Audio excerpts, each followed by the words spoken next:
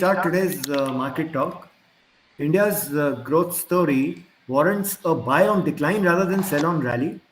So, right now, the question is how much one should pay for future growth because corporate earnings were a mixed bag in Q1. Earning growth was around for Nifty was around 7% year on year, and but expected Nifty EPS for FY26 is around 1300 and around 1150 for FY25. So 1 year forward, around 25,000 is fair because that is around 20p. But the good point is that there is a policy continuity post elections. Thrust is still on capex, and there is a likely decline now in the interest rates, which should support the India story. US rate cut action will be a trigger for India's central bank to also review their decision on interest rate because they are more focused on food inflation and then less on growth. Okay, market outlook. Inflation is retreating all over the world, and yet growth has held up reasonably well. It's a rare thing which has happened. Otherwise, generally, the rate cuts always take place because there is a recession. And then most of the time, there have been, very huge rate cuts because the economy has gone down. So this is a rare soft landing for the global economy, which is likely to take place. And if you have seen, within a span of 2 weeks, the US equity markets have made a full recovery, and markets are pricing now at least 150 basis point rate cuts till March 25. Focus has now shifted from inflation to growth and the labor market. Now, this is a very key issue one has to note when you read their statements. Uh, there was a panic in their markets over the US jobs report, which has now died down, but investors are still keeping a lookout over the signs of cooling labor market, and nobody wants unemployment in the election year. So Fed has to now steer the economy away from recession. Also, many economists attribute the uptick in unemployment due to a swelling labor pool due to increased immigration. So there are a lot of views on that. But the point is that the focus is now shifted to labor market and growth, then inflation. So that is a pivot. At Jackson Hole, Powell has signaled the beginning of rate cuts. So he said he was confident that inflation is on a sustainable path to 2% and labor market has cooled and it would not be a source of inflationary pressure. He said he will do everything to support a strong labor market. So this is a clear announcement of a pivot. Now the markets will react predictably. That is, stocks will rise, especially the interest rate sensitive. Bond yields will fall, and VIX and the US dollar will weaken. So this is the clear path which will happen. Now, so what happens is that it will always be good for emerging market equities because all this extra money always comes into emerging markets because where the growth is more. So the risk on sentiment in Indian markets too will get strengthened. Only thing is that RBI will have to somehow start thinking about rate cuts, otherwise the differential increases. But right now for RBI, food inflation is important. So let's see what happens. With a mixed bag of corporate earnings, I have discussed. It will be interesting to see that can the market sustain the current valuations.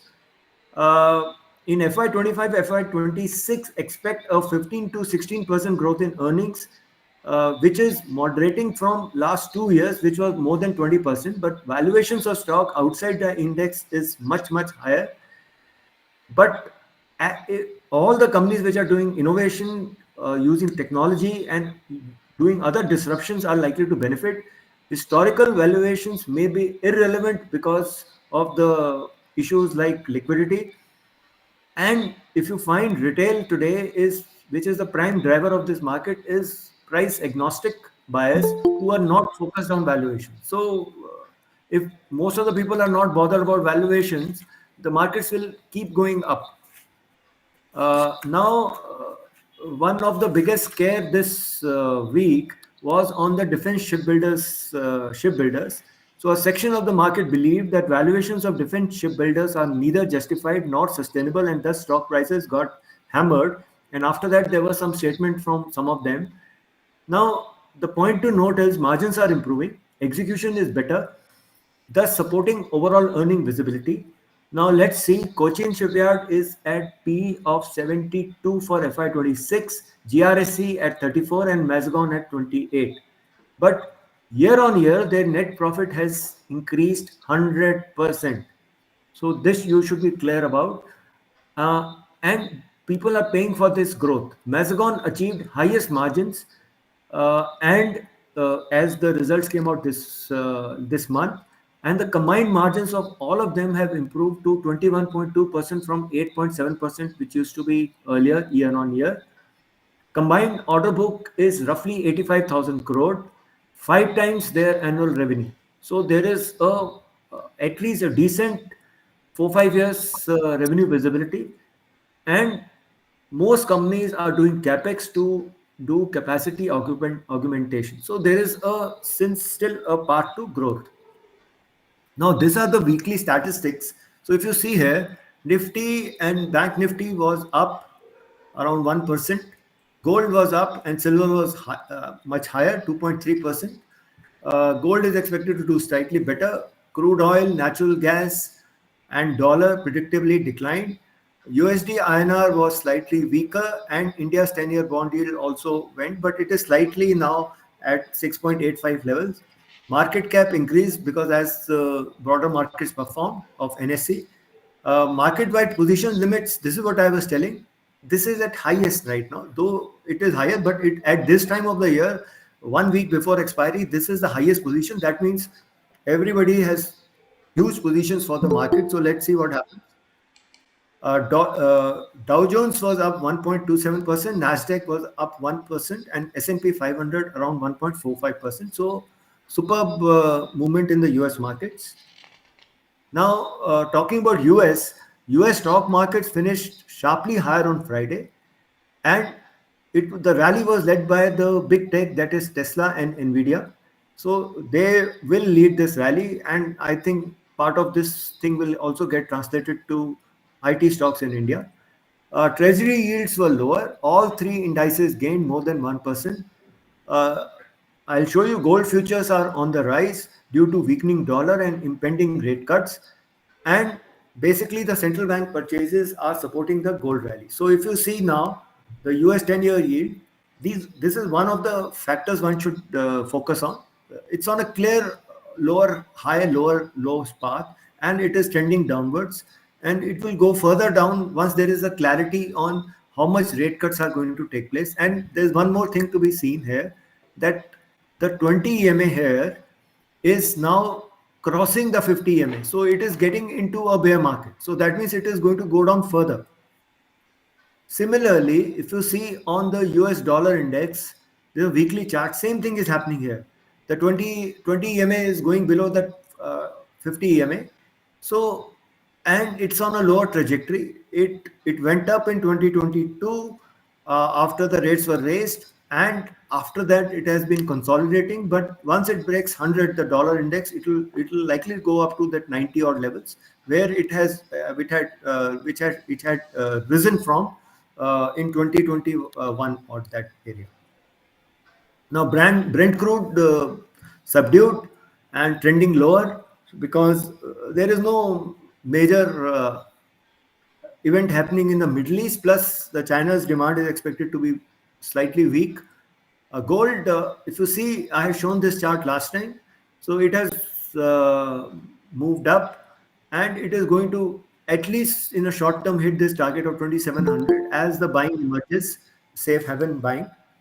Copper is consolidating right now. There is a clarity required, but there is no discernible movement.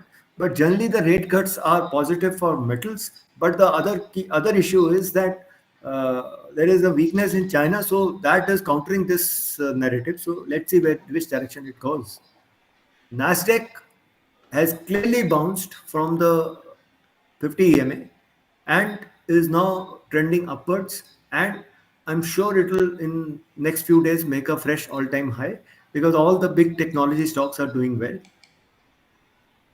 Now India VIX, if you see here, is on a declining path, and the way this is going to this 10 to 12 zone very quickly.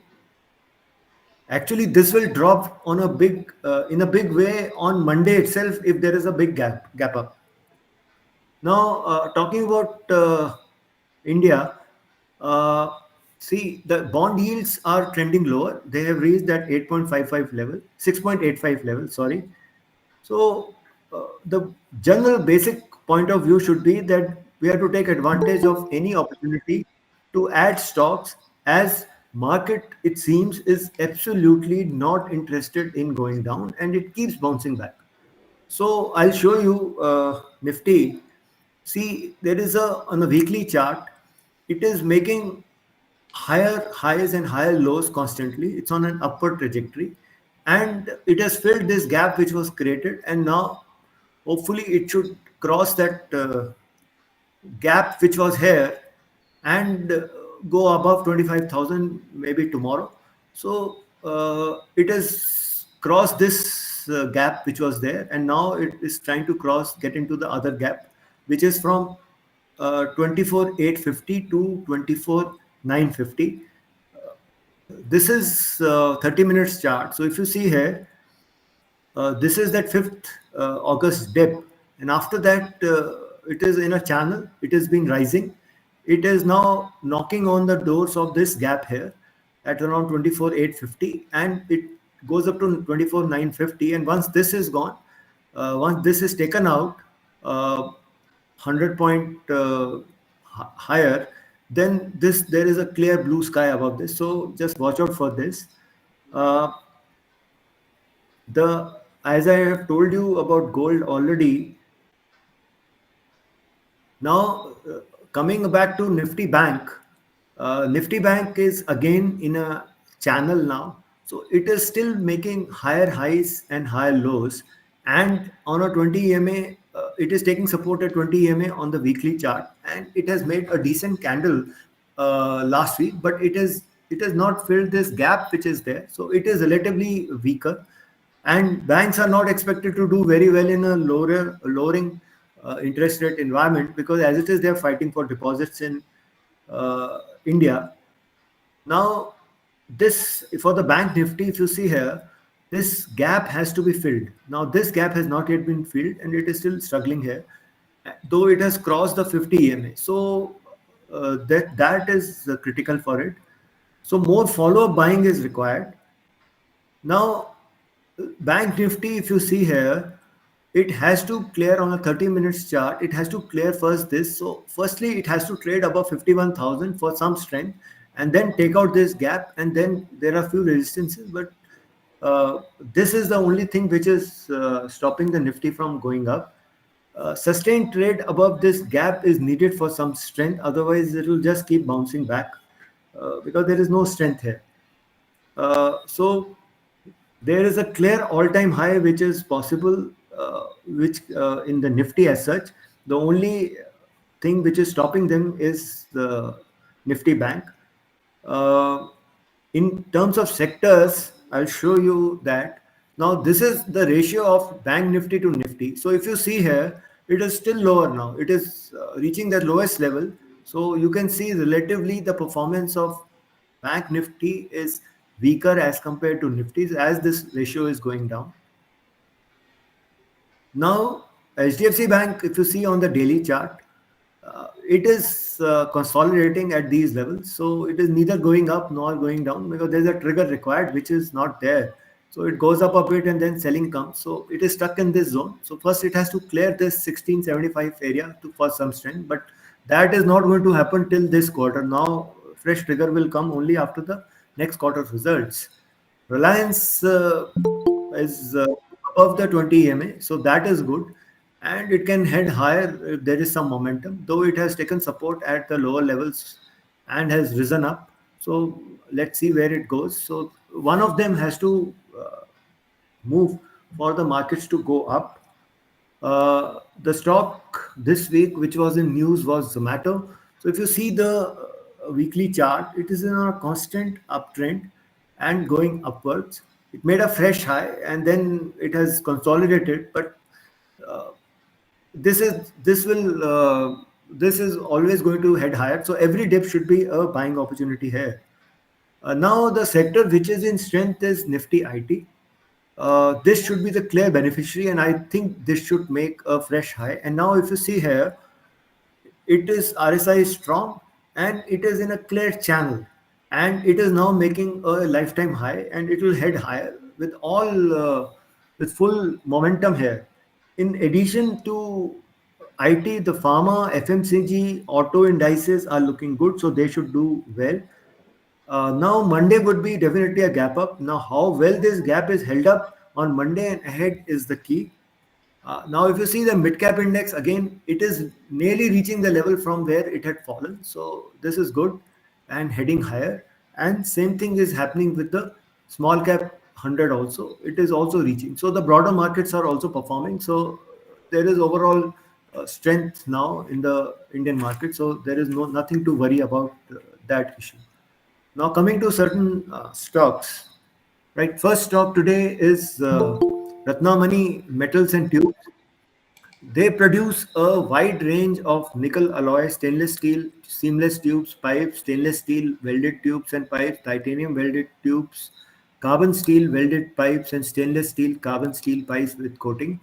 The company struggled to execute the export orders meant for Middle East, which were high margin in nature due to lack of shipping containers and geopolitical situation, impacting volumes as well as overall operating performance. However, these are expected to be shipped in subsequent quarters, so they will make up all the deficiencies as per them, as per the management. In H2, whatever is a shortfall in H1, sales volume fell 27% sequentially to 79 kiloton versus their estimate of 97 kiloton, while blended realizations were higher than estimate at 1,41,210 per ton.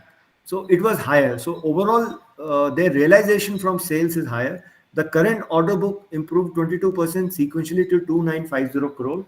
The highlight was sharp increase in CS segment. CS is carbon steel segment orders jumping 27% Q on Q to 2020 crores and having 32% export mix. The overall export mix in order book have improved to 39% versus 29% Q on Q. FY25 revenue growth guidance maintained at 15%, EBITDA margin guidance at 16 to 18%. So they have maintained their guidance. Ramp up of higher margin stainless steel and LSAW. LSAW is longitudinal seam submerged arc welding. So this is basically used to make pipes used in energy and water industry.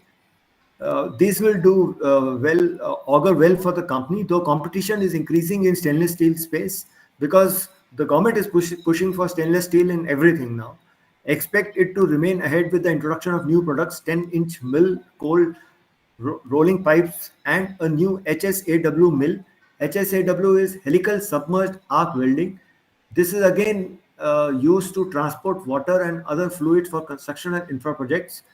Uh, it's that mill is near completion, capex intensity to slow down, and it will remain a net cash company in foreseeable future. So, so these are the products. They basically make pipes, stainless steel, carbon steel, nickel alloy, coating solutions, titanium welded tubes, and induction blending. This is what they do. Now, for them, the Q1 FY25 was very weak year on year and Q on Q. The volumes and margins, everything declined. And I've told you what is the problem because exports declined because of the basic issue. So that this quarter was weak. Now, as per them, their volumes per ton are lower. It was expected to be around 97 kiloton, but it is not so. But it is still not below the Q1 of FY24. Realizations are improving, so they are better, and EBITDA though has declined. Order book is, and most of it is high margin carbon steel, so that is bigger if you see as compared to stainless steel, and exports are also higher as compared to last quarter, so the order book is strong. Now, their projections, if you see here, they are projected to grow over around 10 to 15% over the next 2 years. So and their core EBITDA is expected to also grow at CAGR of around 15 to 20% over the next 2 years. So it's 1 year they may be lower, second year because of capex they will produce more results. Similarly with EBIT growth and net profit growth similar. Now coming to earnings, they are expected to be slightly soft in FY25, but FY26 and FY27 they're going to be strong. So FY26, if they produce 124 rupees earning uh, at 30-35 times, they can easily trade at 3720, 3700 to 3900. They've got good asset turnover. So if you see, they're efficient because asset turnover is good. Return ratios are improving here, and liquidity is decent. Valuations are below their average, which is around 40 times you should trade at. So it's come down a bit. And PG is also now below 1. So it is expected to do well. So this is a buy on dips thing. Now, if you see their chart, it is now after March they had dipped, and now it is on an upward trajectory. Though even after the results, it didn't correct much. It is at 50 EMA. So if you have slightly longer term horizon, you can buy it here and then hold it for longer time. Now the next stock is very interesting stock. This is Shyam Metalics, not much known. It's a leading integrated metal producing company in India. It operates two ore to metal integrated forward and backward steel manufacturing plants, one in Sambalpur, Odisha, and one in Jamuria, West Bengal, composed of captive railway siding, captive power plants, iron pellets, sponge iron billets, TMT wire rods, structural mills, and ferroalloy plants. It also operates a manufacturing plant in Mangalpur, West Bengal, composed of sponge iron ferroalloy plants and a captive power plant. Management's pragmatic approach to move up the value chain, diversifying product metals and backward integration to capture efficiencies makes it stand out. It currently produces around 75% of the raw material for its own finished goods, and around 80% of its power requirement is met through captive power plants. It is moving up the value chain from semi-finished to finished products like aluminum foil, color-coated sheets, stainless steel, ductile pipe in its core segment. Now, each one of them has a basic requirement, and that is why I was asking that where are you procuring from your uh, foils, aluminum foils required for making batteries.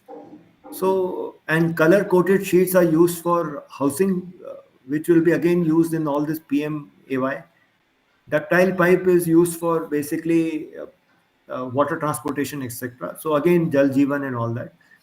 The successful foray into new businesses, aluminum and stainless steel products, showcases its execution capabilities. Multiple new projects commencing operations in FY25-26 provide strong earning visibility while it mitigates profitability risk through diversification. Value added products, example aluminum foil, SS stainless steel products, will improve the revenue EBITDA contribution from 57 to 61% to 68 to 69% by FY27. Management has outlined 10,000 crore capex plan for 5 years, FY22 to FY27. It has made two acquisitions.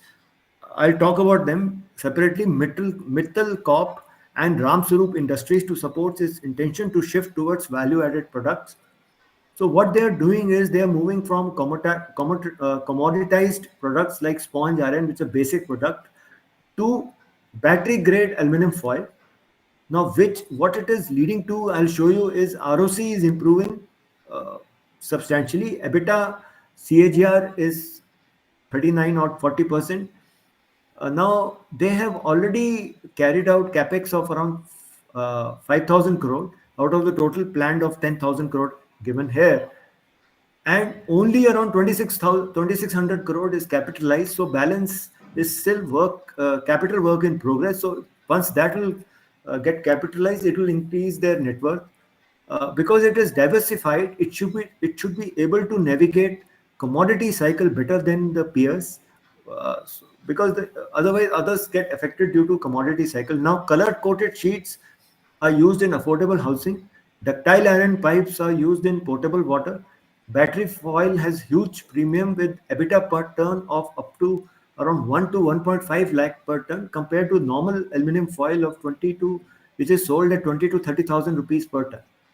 And right now it is being imported. They have entered SS segment, that is stainless steel segment, by acquisition of Metal Corp. Then done a lot of capex so as to improve capability and margins, producing SS wire rods and rebars, and it is being supported by the government push towards stainless steel.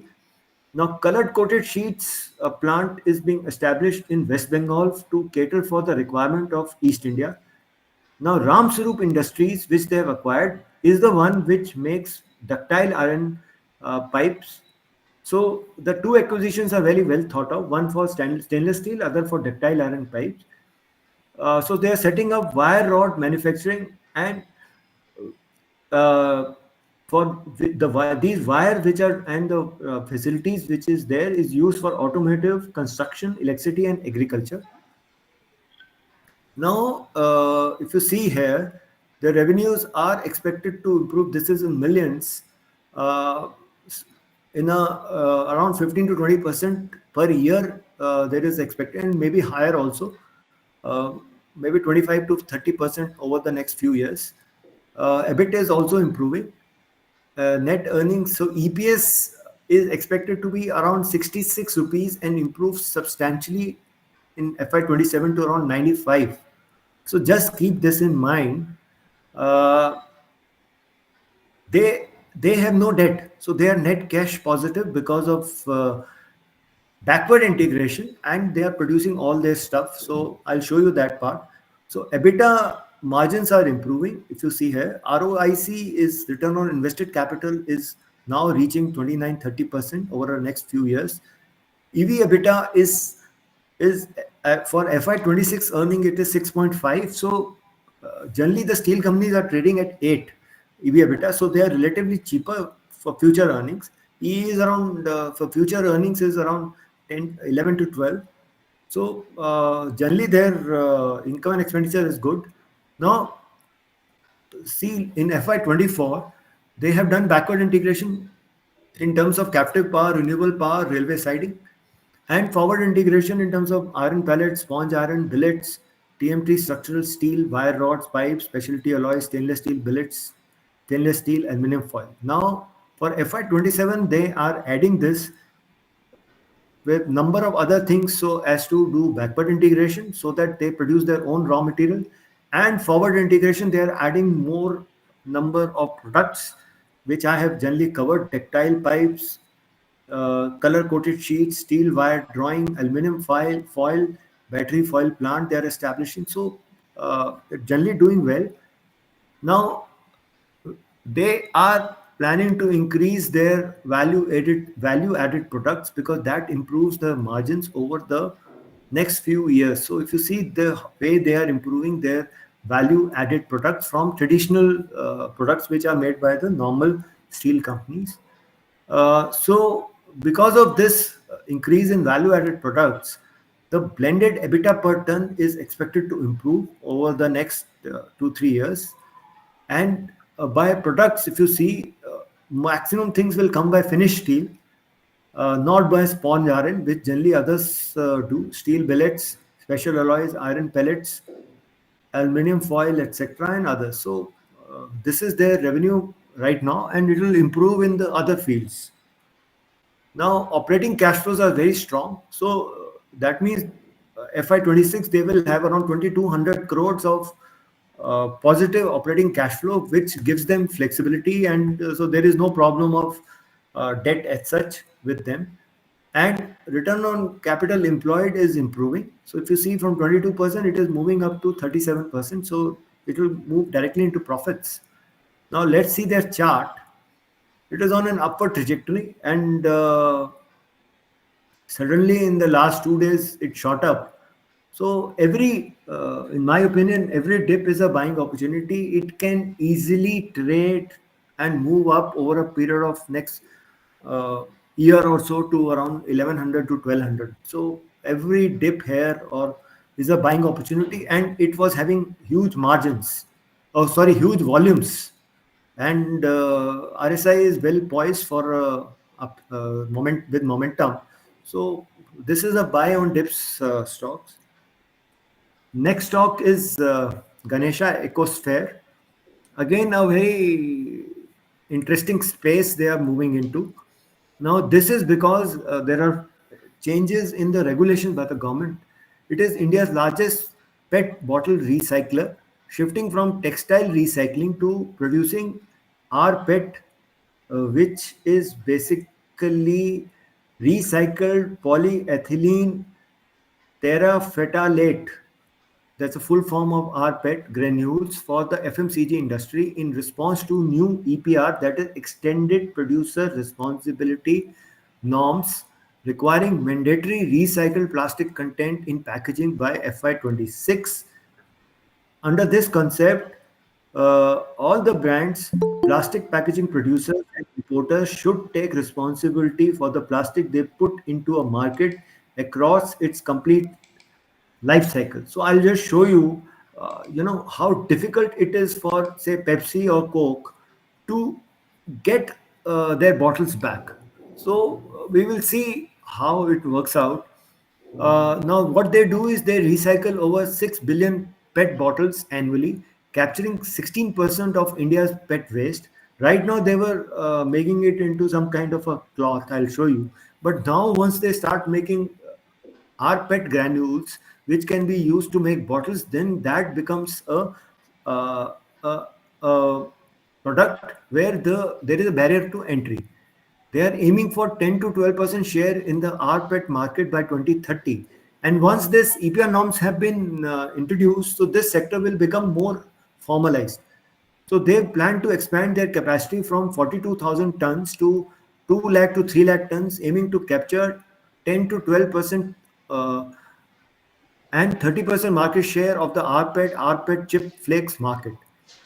Uh, Recent expansion at Warangal plant, they are doing this plant is for making this rPET granules is expected to drive additional revenue of 600 to 700 crore. That is additional 50% and improve EBITDA margins from 11 to 15% because this is a high value product.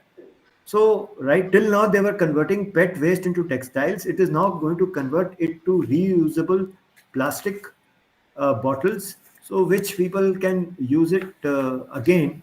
So, that is the moat right now for them. It is the largest, I told you, PET bottle recycling company in India. And I told you about the 650 crore. They're doing a capex at Warangal to increase the facility. I'll show you later. Now, the key issue for them is for anyone doing this recycling is to collect the bottles. So they have a robust dealer network spanning nearly 300 dealers, provide a strong procurement advantage, and companies are going to pay for that because who has the time to start getting their bottles back. The company is also poised to benefit from a shift towards organized recycling as sector EPR norms formalize the market. It can convert pre and post consumer PET waste into food grade rPET chips for reuse in plastic packaging. Unlike its traditional business with low entry barriers, this new venture has high entry barriers due to the complexity of transforming post-consumer PET waste into reusable rPET granules, which must be contamination-free for human consumption. So there is some kind of barrier to entry. Everybody doesn't have that technology. A significant opportunity lies in export market also for rPET chips, especially as Europe will also implement new regulations starting in FY26.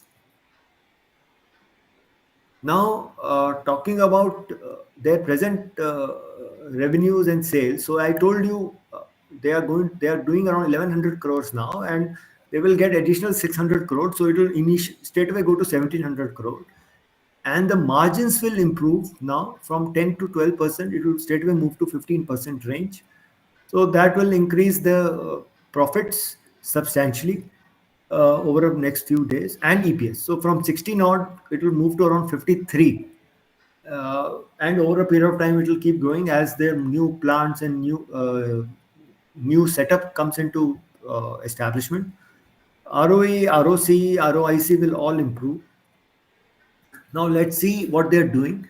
they have an installed capacity of around 196,000 tons per annum at Kanpur, where they're making this fiber, same yarn, etc. These are the old plant. But they at Warangal, they are establishing this rpet granule setup with installed capacity around 70,000, 77,000 tons, filament yarn, RPSF and PPSF. Uh, PPSF is polypropylene stable fiber, and in Nepal also they are creating a facility for washed flax. So product wise, installed capacity is improving, and for granules they're creating a 42,000, and they are so that is 2 lakh ton. The market size which is expected by 2029 for this is around 2.8 million tons per year industry. So that is around 28 uh, lakh tons per year is the size. So they are creating capacity of 2, so they may increase it to 3. But you see the can see the size and the sustainability of this market. Now this is the cycle. Use pet bottle collection. So somebody has to collect this. So this is again a Herculean task. It's not easy. Sorting, collection, sorting, washing. Then there is a recycling facility. That's a value chain. Then conversion of flex to resin, storing, transporting to end user. So end users, bottles, fiber, bags, containers, sheets, films. So it's a full value chain. Hence, if you are there in everywhere, then only you will have long-term contracts.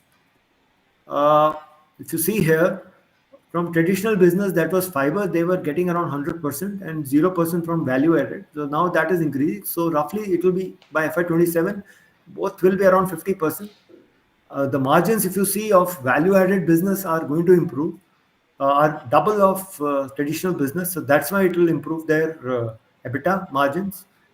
PAT is improving, and because of this EPR thing, the Warangal plant is eligible for 17% concessional tax. So that will reduce their expected tax rate to 20% from around 25 to 30%. So that is the reason, and then they would be able to depreciate. So that is good. Now, these are the products. So if you see, RPSF is recycled polyester staple fiber, which they are traditionally made for textile home furnishing. Then polypropylene staple fiber. Then yarn, recycled polyester spun yarn. They make dyed texture yarn, twist filament yarn. Now, what they are getting into from these two low margin businesses where there was no barrier to entry, they are getting into these granules, pellet flakes, because they have to be such high quality that they can be used again for consumption, and flakes. So, this would be used by food and beverage industry, FMCG, high end textile brands, and less cyclical. Others are cyclical, so this is less cyclical. So, that is the reason why now they are getting into this. Now see this chart, Ganesha Ecosphere. I think we started discussing it last week, and from then on, from 1600, it has reached 2000. And so, wait for a dip to get into it, because I think everybody is thinking like it is slightly overbought also. So, there would be some dip, and then get into it, because right now the market will focus on other issues. So, you can use this opportunity. I have finished. We will take questions now.